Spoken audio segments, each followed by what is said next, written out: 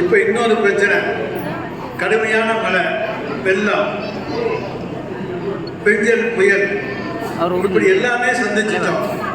தாமிரபரணியில அங்கே தண்ணீர் திருநெல்வேலி மாவட்டத்தில் 54 சென்டிமீட்டர், திருவண்ணாமலை மாவட்டத்தில் 51 சென்டிமீட்டர், சாத்தனூர் அணை நிரம்பி வருகிறது, தாமிரபரணி கரவிரண்டு ஓடுகிறது.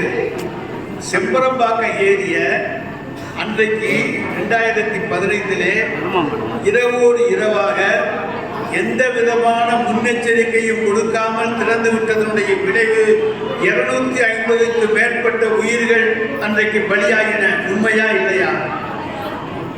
இன்றைக்கு எங்களுடைய முதலமைச்சர் சாத்தனூர் அணையை திறப்பதற்கு முன்னாலே அங்கே இருக்கக்கூடிய மக்களுக்கெல்லாம் எச்சரிக்கை கொடுத்து 3500 கன அடி தண்ணீர் திறக்கப்படுகிறது, வெளியேறுங்கள்.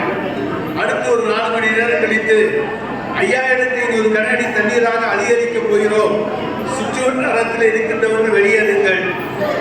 அடுத்து 2 மணி நேரம் கழித்து 7500 கன அடியாக அதிகரிக்கப் போகிறோம், எனவே யாருமே பக்கத்திலே இருக்காதீங்க, தள்ளி போயிடுங்க என்று எல்லோரும் முகாம்களுக்கு செல்லுங்கள் என்று அறிவுறுத்தி 5 முறையும் ஒவ்வொரு முறையும் எச்சரித்து அந்த அணையை திறந்தது தலைவர் தளபதியினுடைய ஆட்சி. அதனாலதான் கரையோரத்தில் இருந்த யாருமே ஆற்றில் அடிச்சுட்டு போகல. மக்கள் நம்பிக்கையோடு இருக்கிறார்கள், முதலமைச்சர்களை காப்பாற்றுவார் என்கின்ற நம்பிக்கை இன்றைக்கு தமிழக மக்களுக்கு இருக்கிறது. உரிய எச்சரிக்கையோடு தண்ணீர் திறக்கப்படுகிறது. நேற்றைக்கு கூட செம்பரம்பாக்கம் ஏரி திறக்கப்பட்டது. அவங்கள கூட ஒரே நாள் ராத்திரியில் திறந்து விடல. 3500 கன அடி திறக்கப் போகிறோம், எல்லோரும் வெளியேறுங்கள், ஆற்றுக்கு பக்கத்தில் இருக்காதீர்கள், அடையாத ஓரத்தில் இருக்காதீர்கள் என்று எச்சரிக்கை கொடுத்து நேற்றைய தினம் 3500 கன அடி தண்ணீரை திறந்தோம். இதுதான் திமுக ஆட்சி. மக்களுக்கு எச்சரிக்கை கொடுத்து விட்டு நாங்கள் எங்கள் கடமையை செய்கிறோம். ஆனால் எடப்பாடி பழனிசாமி என்ன சொல்றாரு? திடீர்னு நீங்க திறந்து விட்டீங்க. நாங்கள் திடீரென்று திறக்கவில்லை.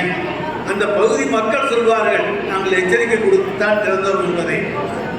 அதனாலதான் உயிர் சேதங்கள் தவிர்க்கப்பட்டிருக்கின்றன. அதை போல ராட்சச மோட்டார்களை வைத்துக் கொண்டு 24 மணி நேரத்தில் மழை பெய்ததுக்குள்ளே சில இடங்கள்ல 3 மணி நேரத்துக்கு நார்மல் கண்டிஷன் கொண்டு வந்தோம். அதிக அளவு தண்ணீர் இருக்க இடங்கள்ல ஒரு 18 மணி நேரம் 20 மணி நேரம் எடுத்துருந்துச்சு. ஆனால் 3 மணி நேரத்திலேயே பல இடங்களிலே நார்மல் கண்டிஷனுக்கு வந்து விட்டது. வெள்ளம் அடித்து செல்லப்பட்ட மாவட்டங்களிலே கூட 24 மணி நேரத்திலே மின்சாரத்தை தந்த அரசு தலைவர் தளபதியினுடைய அரசு என்பதை மறந்து விடாதீர்கள். ஆக நாங்கள் களத்தில் இறங்கி பணியாற்றுகிறோம், மக்களோடு மக்களாக இருந்து பணியாற்றுகிறோம். எங்களுடைய அமைச்சர்கள் களத்தில் இருக்கிறார்கள். ஆனா எடப்பாடி சொல்றார், யார் எங்க போனீங்கன்னு, கோட்டாவுக்கு போஸ் கொடுக்க போனீங்கன்னு ஒருத்தர் சொல்றாரு. நாங்கள் போஸ் கொடுக்க வேண்டிய அவசியம் அல்ல. முழங்கால் அளவு தண்ணீரிலே நின்று கொண்டு மக்களுக்கான நிவாரணங்களை செய்கின்றோம். மக்களை படகுகளில் ஏற்றி வெளியே அனுப்புகின்றோம். அங்கே இருக்க மக்களுக்கு உரிய எச்சரிக்கையை தருகிறோம். அங்கே இருக்கக்கூடிய மக்களுக்கு உரிய உணவை தருகின்றோம், உடையை தருகிறோம், தேவையான உதவிகளை செய்கின்றோம், மருத்துவ உதவிகளை செய்கின்றோம். இதையெல்லாம் களத்திலே இருந்து செய்கின்ற அமைச்சர்களைத்தான் இன்றைக்கு தலைவர் தளபதி அமைச்சர்களாக வைத்திருக்கிறார்களே தவிர எடப்பாடி பழனிசாமி ஆட்சியை போல கிடையாது. இன்றைக்கு நீங்க ஒழுங்கா களத்தில் பணியாற்றி இருந்தீங்கன்னா பலரை காப்பாற்றி இருக்கலாம். அந்த பலரை காப்பாற்ற முடியாதது காரணம் உங்கள் இயலாமை. எனவே அதையும் சொல்லிடுறேன். அதை போல இன்னொன்னு சொல்லிட்டு இருக்கார், இந்த டங்ஸ்டன் துறந்த விவகாரம். அதில் அன்னைக்கு ரொம்ப பெரிய சூழப்புலியை போல பேசுறார். என்னன்னா நாங்கள் ஏதோ கோட்டை விட்டதை போலையும் இவர் ஏதோ கண்டுபிடிச்சது போலையும் அவர் பேசினார். தலைவர் தளபதி ஒரே அடி அடித்தார். நான் முதலமைச்சராக இருக்கின்ற வரை டங்ஸ்டன் சுரங்கம் தமிழகத்திற்கு வராது, நான் முதலமைச்சராக இருக்க மாட்டேன் சொன்னாரா இல்லையா? அதோட வாயடங்கி போச்சு. ஆனா இன்னொரு உண்மை, முழு பூசணிக்காயை சோத்துல மறைக்கிறதுன்னு சொல்லுவாங்கல்ல, அந்த முழு பூசணிக்காயை சோத்துல மறைக்கிறவர் நம்ம எடப்பாடி பழனிசாமி.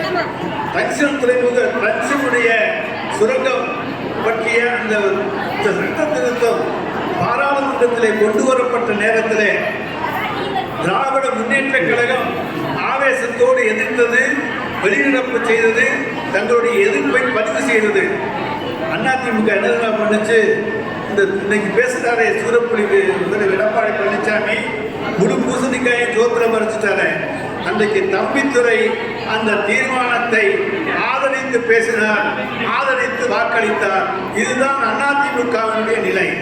தமிழக மக்களுக்கு துரோகம் செய்கின்ற வஞ்சிக்கின்ற செயலுக்கு டெல்லியிலே வாலாட்டிவிட்டு தாங்கள் பிஜேபியினுடைய பி டீம் தான் என்பதை உறுதி செய்துவிட்டு இங்கே வந்து நடிக்கின்றவர்களை மக்கள் நிச்சயமாக ஏற்றுக்கொள்ள மாட்டார்கள்.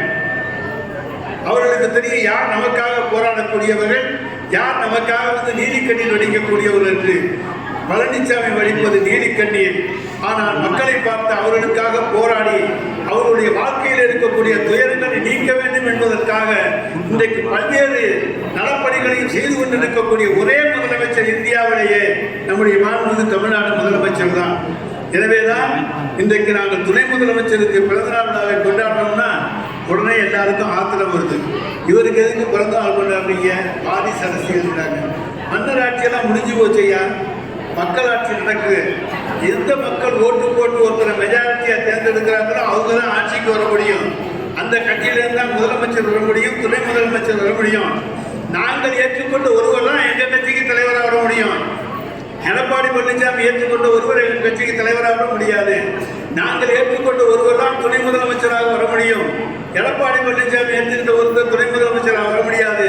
இந்த இயக்கத்தினுடைய அடிமட்ட தொண்டர் வரைக்கும் துணை முதலமைச்சராக உதயநிதி ஸ்டாலின் வர வேண்டும் என்று ஏகமனதாக தீர்மானம் போட்டு தலைவரை வற்புறுத்தி அதன் விரைவாக துணை முதலமைச்சராக வந்தவர் தான் உதயநிதி ஸ்டாலின். அவர் திடீர்னு வரல, உழைச்சி வந்திருக்காரு. எடப்பாடி பழனிசாமி போல ஊர்ந்து வரவில்லை, அவர் உழைத்து வந்திருக்கின்றார்.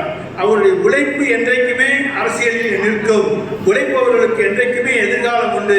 அத்தகைய ஒரு ஒளிமயமான எதிர்காலம் உதயநிதி ஸ்டாலினுக்கு உண்டு என சொல்லி வாய்ப்புக்கு நன்றி கூறி விடைபெற்றுக் கொள்கிறேன்.